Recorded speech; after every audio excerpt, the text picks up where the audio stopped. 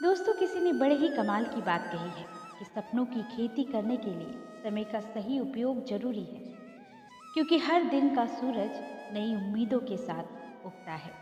हर परिस्थिति का सामना करना आपके लिए आसान होगा अगर आपका साहस आपसे भी ज़्यादा बलवान होगा।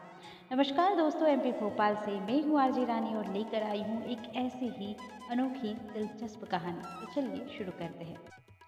कहानी का नाम है जब हवा चलती है। बहुत समय पहले की बात है। आइसलैंड के उत्तरी छोर पर एक किसान रहता था।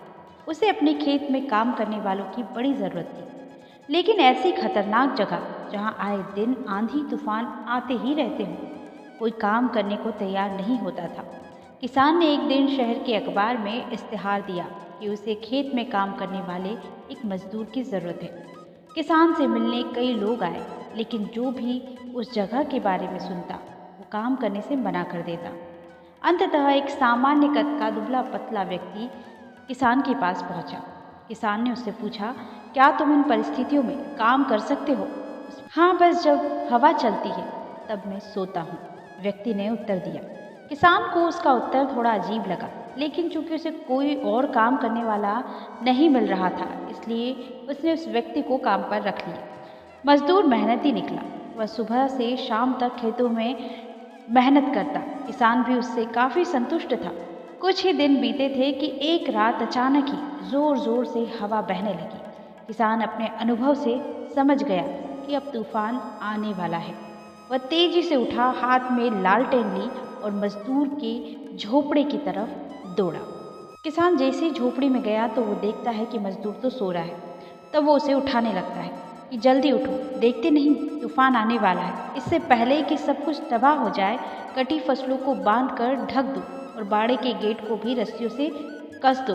किसान चीखा। मजदूर बड़े आराम से पलटा और बोला, नहीं जनाब, मैंने आपसे पहले ही कहा था कि जब हवा चलती है तो मैं सोता हूँ। यह सुन किसान का गुस्सा सातवें आसमान तक पहुँच गया। जी में आया कि उस मजदूर को गोली मार दे, पर अभी वो आने वाले तूफान से चीज़ों को बचाने के लिए भागा। किसान खेत में पहुंचा और उसकी आंखें आश्चर्य से खुली रह गई।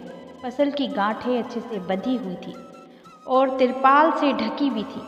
उसके गाय बैल सुरक्षित बंधे हुए थे और मुर्गियां भी अपनी जगह पर सुरक्षित थी। बाड़े का दरवाजा भी मजबूती से बंधा हुआ था।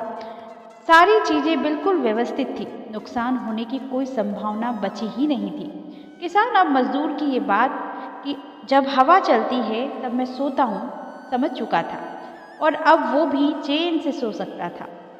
दोस्तों, हमारी जिंदगी में भी कुछ ऐसी तूफान आने तय हैं। ज़रूरत इस बात की है कि हम उस मजदूर की तरह पहले से तैयारी करके रखें, ताकि मुसीबत आने पर हम भी चैन से सो सकें।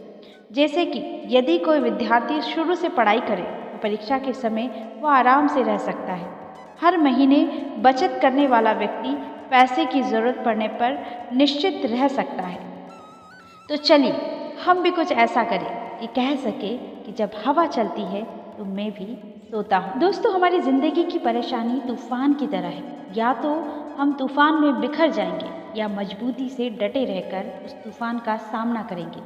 यह हमारे ऊपर है कि हम पीछे जाना चाहते हैं या सफल होना चाहते हैं। हर किसी की ज़िंदगी में तूफान आता है और वह उसे पूरी तरह बदल कर रख देता है।